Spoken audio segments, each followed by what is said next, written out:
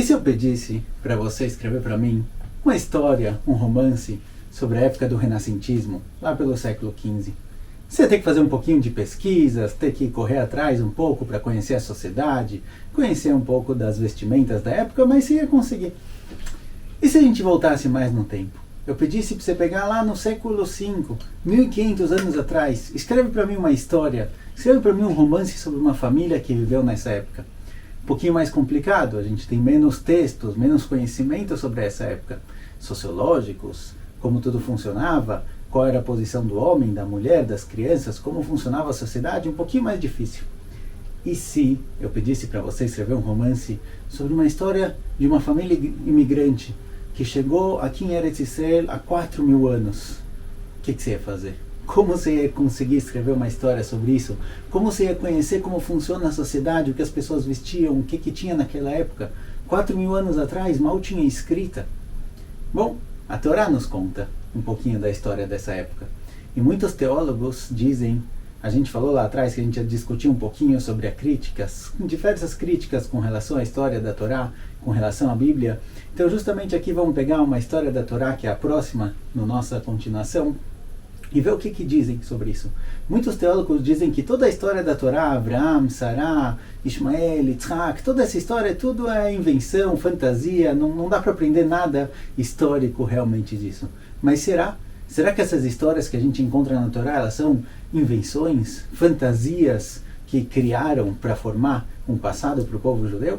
Bom, vamos lá, vamos ver um pouquinho o que a gente conhece da arqueologia da época e ver se isso combina com o contado na Torá.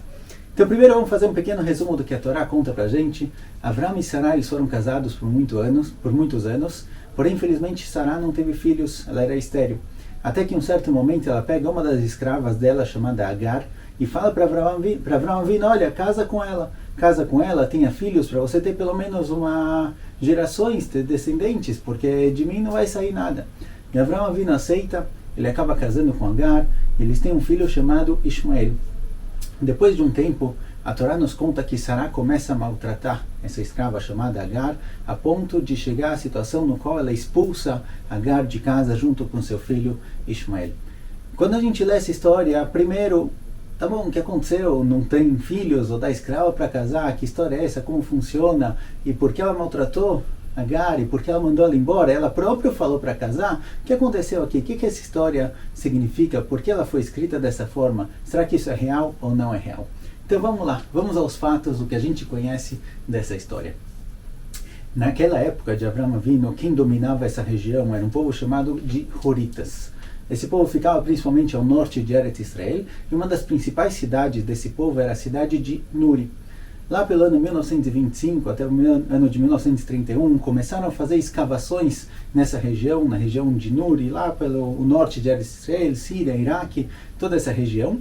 E encontraram várias e várias tábuas com aquela famosa escrita, aquela escrita de risquinhos, a escrita cuneiforme.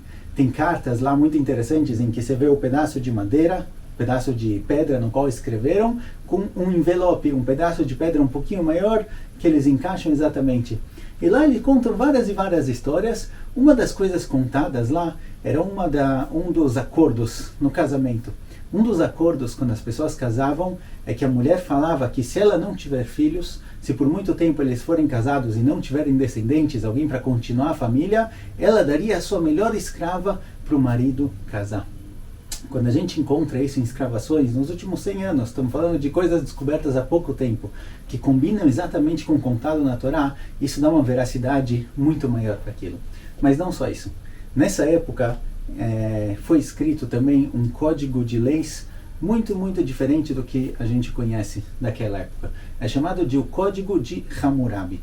Hammurabi é um dos reis, o sexto rei da dinastia babilônica, e ele escreveu um código de leis que era vigente nessa época dos patriarcas. A gente está falando aqui século XVIII, antes da Era Comum, em torno de 3.800 anos atrás, justamente a época de Avraham Avinu.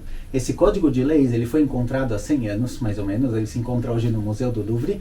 Ele é um pilastre de pedra muito interessante, é um pilastre de pedra preto, em que aparecem todas as leis escritas ali da metade para baixo, e na parte de cima tem uma figura lá que representa esse rei Hammurabi recebendo a sabedoria do deus da sabedoria babilônico.